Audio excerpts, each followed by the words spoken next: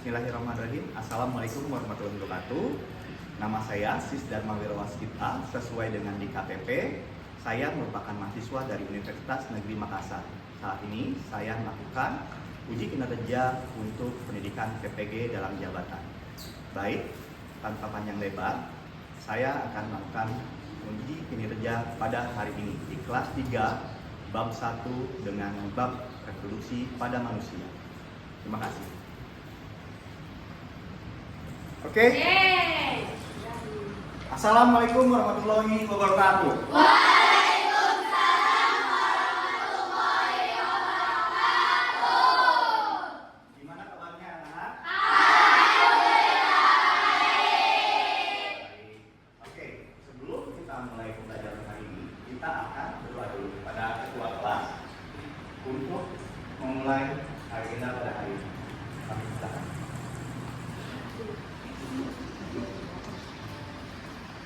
Ya.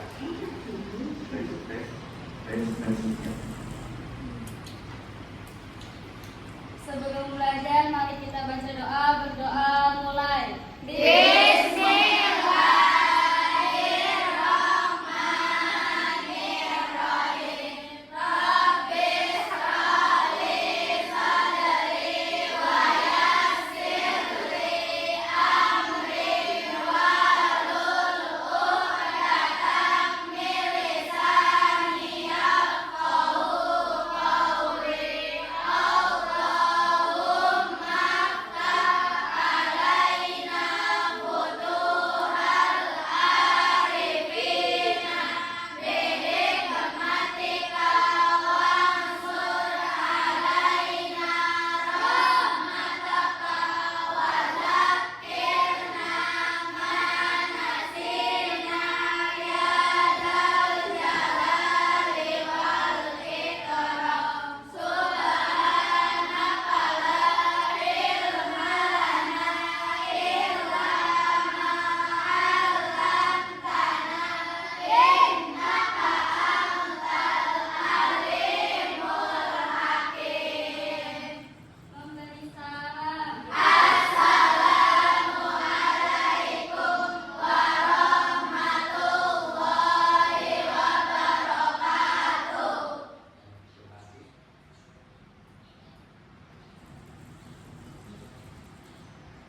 Ya, terima kasih. Untuk selanjutnya saya absen yang hari ini siapa yang masuk? Bulan dan Ana. Mana Bulan? Sakit. Ana? Izin pulang. Ini pulang ya. Ya. Oke, baik. Sebelum kita mulai pembelajarannya, alangkah baiknya kita akan menyanyikan lagu wajib. Yang hari ini kita akan menyanyikan lagu wajib Indonesia Bersatu. Sudah ada hafal?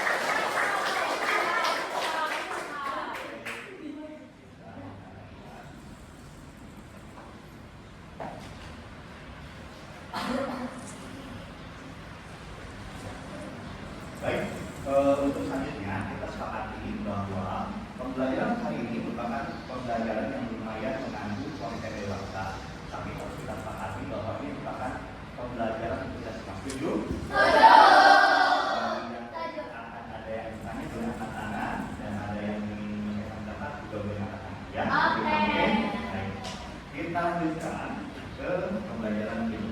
Kita mulai. Tujuan pembelajaran hari ini adalah yang pertama, mengidentifikasi fungsi bagian-bagian organ reproduksi. Jadi kita bakal mengetahui bagaimana sih fungsi-fungsi pada bagian-bagian alat reproduksi kita. Yang kedua, menjelaskan tahapan-tahapan reproduksi pada manusia. Jadi bagaimana tahapan-tahapan reproduksi ini pada manusia seperti apa. Lalu yang ketiga, menjelaskan pertumbuhan dan perkembangan manusia. Yang keempat, mendata contoh kelainan dan penyakit pada sistem reproduksi manusia. Jadi kalau kita itu gak bersih dan hal lainnya, itu akan berefek pada kebersihan organ tubuh kita. Nah, ini kita akan belajar tentang itu. Lalu yang berikutnya adalah menjelaskan upaya menjaga kesehatan organ reproduksi. Jadi jangan hanya tahu bagaimana sih mencegahnya, tapi kita harus tahu caranya bersih-bersih itu yang bagaimana. Oke? Baik. Yang selanjutnya adalah mengidentifikasi cara reproduksi pada tumbuhan dan hewan. Ini kemungkinan nanti di minggu depan. Jadi hari ini kita hanya reproduksi pada manusia saja ya. Selanjutnya menjelaskan proses yang terjadi setelah fertilisasi pada tumbuhan dan hewan. Yang kedelapan, menjelaskan faktor-faktor yang mempengaruhi pertumbuhan dan perkembangan pada tumbuhan dan hewan. Yang kesembilan, menjelaskan perbedaan metamorfosis sempurna dengan metamorfosis tidak sempurna. Yang ke-10 adalah menjelaskan konsep kromosom dan pembelahan sel. Jadi untuk pembelajaran kali ini, topik Pancasilanya adalah kita harus belajar kritis. Jadi nanti dari anak-anak saya, kalau misalkan ada pertanyaan, boleh bertanya atau menjawab, boleh benar saja seperti itu. Selanjutnya harus kreatif. Nanti kalau misalkan ada yang disuruh menggambar, kita gambarkan lagi ya. Oke, yang berikutnya adalah gotong royong. Jadi terus kerjasama gotong royong ini. Baik, kita mulai ke sistem reproduksi pada manusia. Pada organ reproduksi manusia ini ada dua, laki-laki dan perempuan. Yang di depan ini apa nih? Organ reproduksi pada wanita. Di sini adalah ada beberapa gambar yang kita jelaskan di sini. Di sini adalah vagina. Vagina merupakan bahasa yang kita ketahui organ yang paling luas dari perempuan. Itu yang paling luas itu adalah vagina. Yang kedua adalah cervix. Cervix ini yang sering mungkin teman-teman dengar, anak-anak saya dengar. Apa cervix itu? Ayo, berhubungan dengan apa, penyakit apa? Ya, terus apa lagi? Bisa. Ada lagi? Ada yang bertanya kanker cervix? Gak pernah. Oke. Kanker cervix itu adalah kanker di mana itu merupakan salah satu penyakit pada wanita. Biasanya ada di daerah sini. Lalu di sini ada juga uterus, juga ada endometrium, ada uterus wall, ada corpus uterum, ada oischium, ada ovarium, sama ovarium. Lalu ovarium ini apa? Nah, di sini ovarium ini adalah penghasil ovum atau sel telur.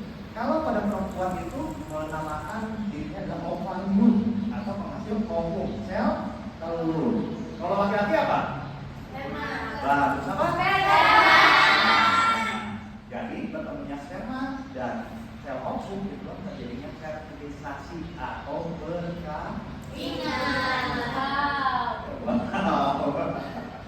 Baik, selanjutnya ada ovidum atau saluran ovum, ovarium uterus, ovidum.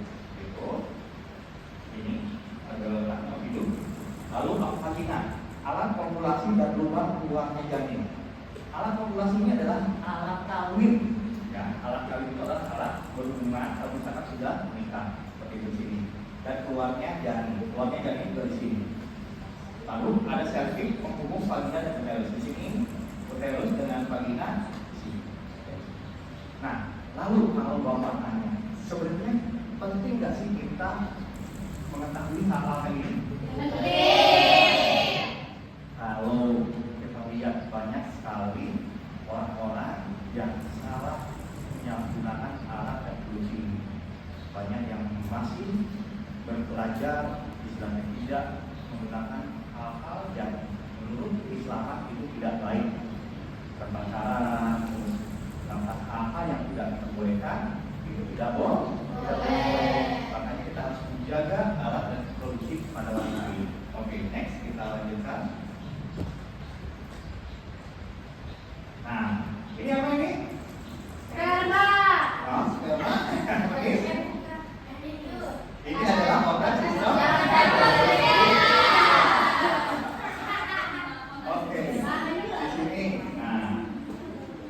kita lihat di sini. Ini dalam posisi tidak bangun ya. Ini dalam posisi tidur. Ini namanya apa? Penis. Kalau perempuan harus tahu. Kalau laki-laki apa? Kalau perempuan? Kalau perempuan harus memiliki apa? Yes. Ya? Kalau laki-laki? Oke. Di sini ada uretra, di sini ada vesicles, ada tulang tanduk di sini. Tanduk ini kalau misalkan sama aja ya, laki-laki atau perempuan kalau nahan kecil sakitnya di sini dari sini langsung ke atas. Jadi jangan sampai menahan kan kecil seperti itu. Ada di sini kan macam-macam juga, ada rektum, ada jantung merah, ada prostat. Di sini prostat, ada vesicula seminalis, ada satu. Ini kalau dilihat kalau dari depan, ini penisnya seperti itu. Penisnya tanpa didukung oleh kulit, jadi daunnya seperti ini.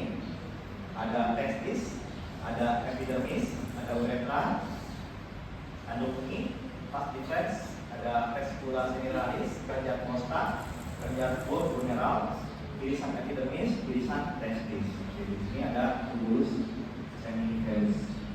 Oke, next. Nah, ini adalah organ penyusun sistem reproduksi. Iya. Kalau di sini tadi produksi sel telur apa namanya? Ovarium. Kalau laki-laki apa?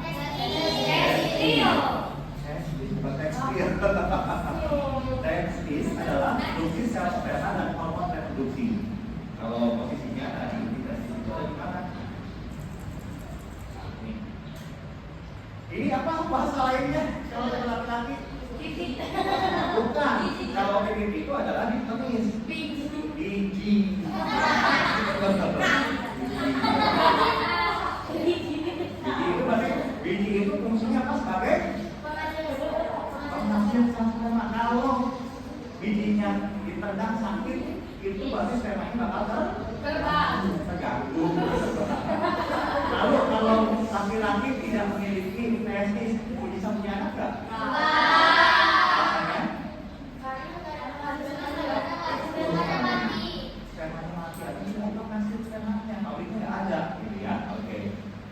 Lalu ada juga skopum, kantong testis yang mengatur suhu sesuai dengan kehidupan sperma.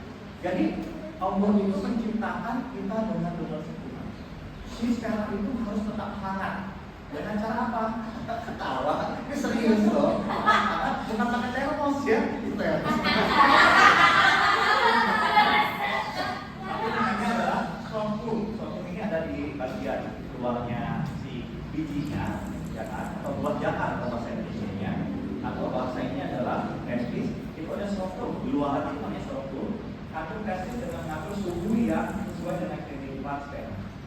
Ada juga tubulus seminiferus adalah saluran pada testis sebagai pembentuk sperma.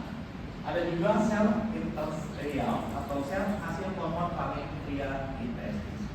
Yang kelima adalah sel Sertoli atau sel pada testis sebagai penyedia makanan sperma. Ini tadi penis alat kopulasi. Apa alat kopulasi itu? Alat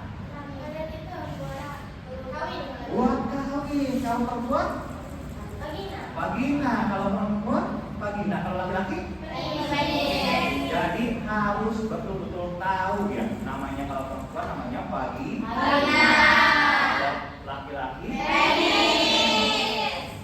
jadi kalau laki-laki testis bukan testis, karena testis itu adalah penghasil, yang itu adalah oke, udah tahu ya sekarang ya. Oke. Selanjutnya adalah fase diferensial atau penyaluran sperma ke kantong sperma. Ada salah satu saluran dari testis ke penis, yakni adalah fase diferensial. Dia kayak selang, tapi nggak gede, kecil. Jadi itulah yang membuat keluarnya sperma. Ada juga ductus epidermis, tempat pematangan dan penyimpanan sementara sperma. Ada juga kantong sperma, tempat penampungan sperma. Lalu juga ada kelenjar prostat dan kelenjar Cowper, penghasil cairan semen dan semen yang berfungsi memberi nutrisi dan mengguna gerak sperma. Nah, sebelum ke bagian-bagian sperma dan ovum, kita akan bagi kelompok.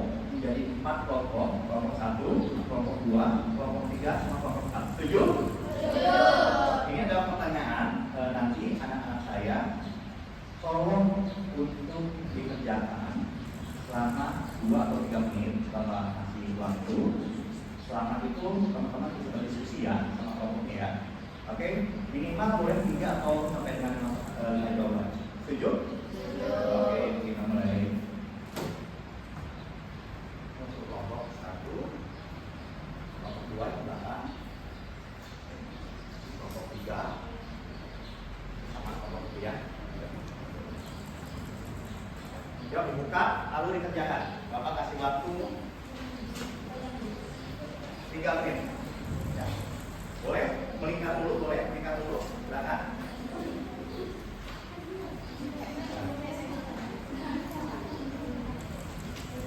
Jangan ya.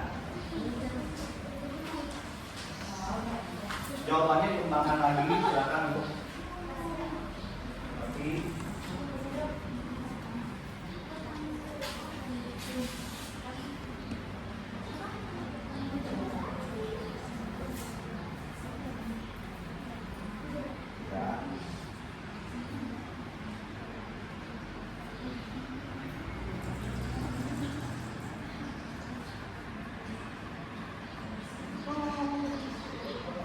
Siap, sok dikerjain ya, dikembangin terus dicek terus nanti tolong siapa pembicaranya ya, pembicaranya.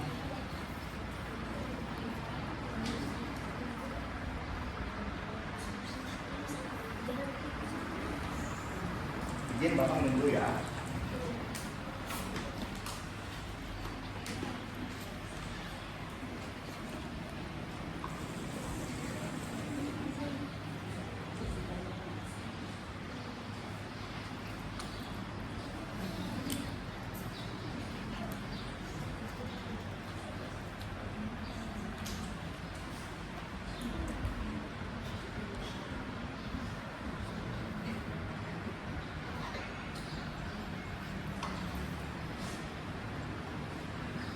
Kalau ada yang ditanyakan bisa ngomong ya, Bapak ya. Udah disiapin siapa yang bakal ngomong? Dan masih ada waktu sekitar 1 atau 2 menit.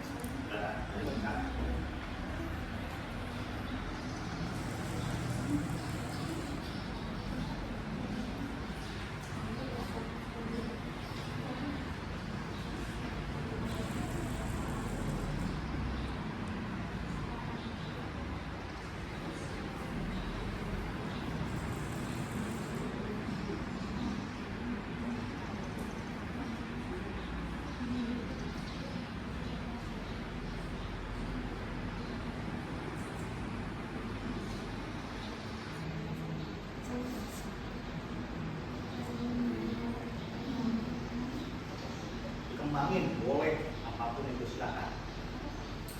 Boleh kembangkan jawabannya.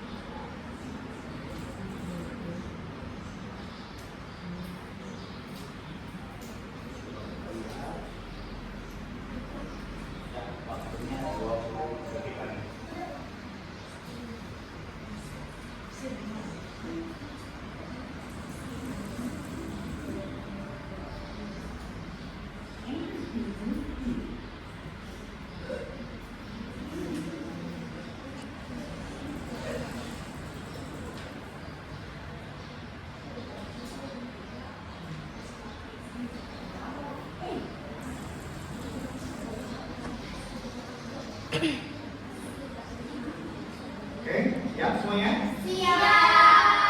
Oke, kita kembali ke posisi masing-masing.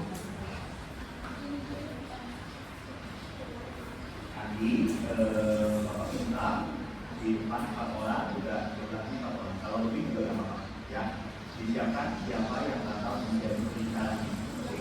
Lalu kalau misalkan ada pengembangan jawaban, boleh dan sah-sah saja. Oke, terus diperkenalkan dulu satu persatu siapa namanya, ya kan? Oke, setuju? Setuju. Oke, untuk kelompok pertama, silakan bapak di belakang ya. Silakan. Ya, kelompok pertama, maju ke depan semuanya.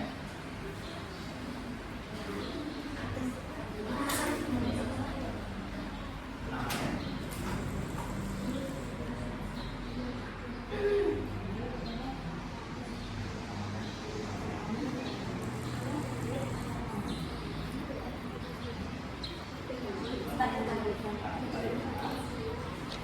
Belakang, posisinya dulu. Ya, boleh itu. Ya, silakan. Assalamualaikum warahmatullahi wabarakatuh. Waalaikumsalam warahmatullahi wabarakatuh. Kami dari kelompok pertama. Sebelumnya kami akan memperkenalkan diri. Nama saya Lutfi. Nama saya Ana. Nama saya Husna. Nama saya Umar. Nama saya Nidis. Nama saya Fatsha. Saya sendiri Eja akan menjelaskan bagaimana kenapa kita harus mencegah pernikahan dini. Menurut kelompok kami, pernikahan dini sangat tidak baik, apalagi menurut Islam juga adalah hal yang tidak senonoh. Karena pernikahan usia dini banyak hal yang akan terpengaruh, misalnya emosi atau mood yang berubah-ubah. Yang kedua, ekonomi yang belum bagus. Pernikahan butuh ekonomi yang bagus. Banyak sekali perceraian yang timbul karena masalah ekonomi. Yang ketiga, alat reproduksi yang belum siap. Menurut kami, ditakutkan hal-hal seperti ketidaksiapan pada perempuan. Dan yang terakhir, mengganggu ekonomi orang tua karena masih bergantung pada orang tua. Oke, buat tepuk tangan dong.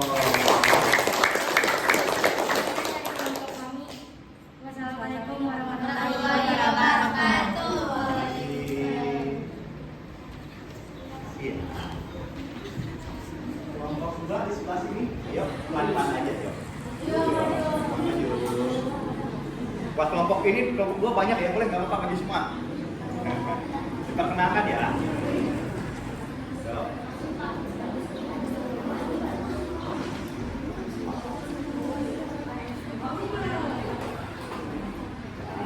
Wah, paling banyak. Ya, siapa? Caranya. Perkenalkan diri dulu ya. Ya. Santai aja, Teh. Santai ya, Teh. Assalamualaikum warahmatullahi wabarakatuh. Waalaikumsalam warahmatullahi wabarakatuh. Baiklah, kami dari kelompok 2 akan memperkenalkan diri. Nama saya Zahira. Nama saya Yudin.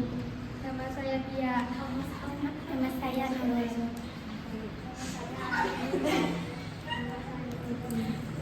Nama saya Anissa. Nama saya Fatia. Nama saya Umum. Nama saya Dila. Nama saya Tania. Baiklah, saya sendiri Umul akan menjelaskan pentingnya belajar reproduksi pada manusia. Apa kamu pertanyaannya? Pentingnya belajar reproduksi pada manusia. Oke, apa tuh pentingnya tuh? Kenapa orang? Buat kami mempelajari reproduksi pada manusia akan membuat kami mengerti artinya dari reproduksi kami. Jadi mengerti ya alat reproduksi kita sendiri. Oke, siap. Yang kedua, kami akan mengerti fungsi-fungsi organ reproduksi. Dan yang ketiga, kami akan menjaga organ reproduksi khusus kebersihan. Dan yang keempat, menjaga diri dari pergaulan bebas. Dan yang terakhir, mengerti alur proses reproduksi. Oke, jadi kenapa sih harus menjaga kebersihan? Ada yang bisa ditemuin? Mencegahnya terkena kanker.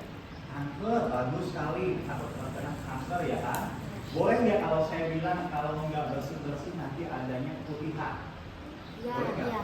Boleh. Boleh. Gatal-gatal? Ya. Boleh. Boleh. Ya kan? Apa lagi coba?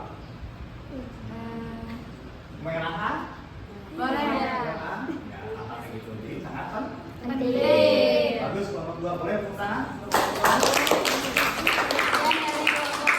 Assalamualaikum warahmatullahi wabarakatuh. Oke. Baik, untuk selanjutnya kita panggil kelompok 3. Kelompok 3 yang naik kalau ini dulu. Silakan kelompok 3. Oh, ini langsung orang ya, kelompok 3.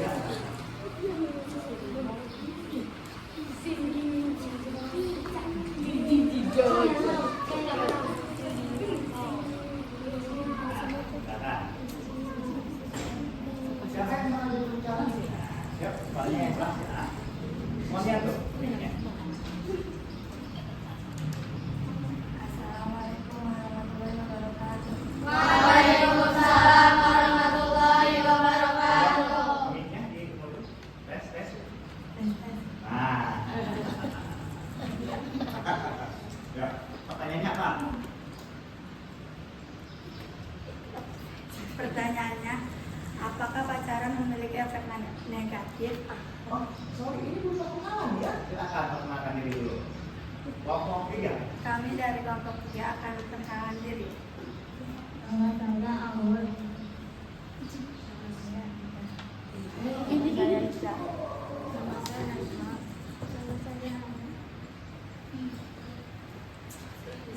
Dan saya sendiri Rafni. Pertanyaan ini, apakah pacaran memiliki efek negatif? Pacaran menurut kelompok kami sangat berbahaya karena memiliki efek negatif. Efek negatifnya adalah tidak sedikit malah mengarah ke seks bebas dan kehamilan di luar nikah. Dan juga lebih banyak efek negatif dari positifnya. Kami berpikir pacaran hanya bisa dilakukan setelah menikah. Bagus sekali. Keren. Boleh tepuk tangan?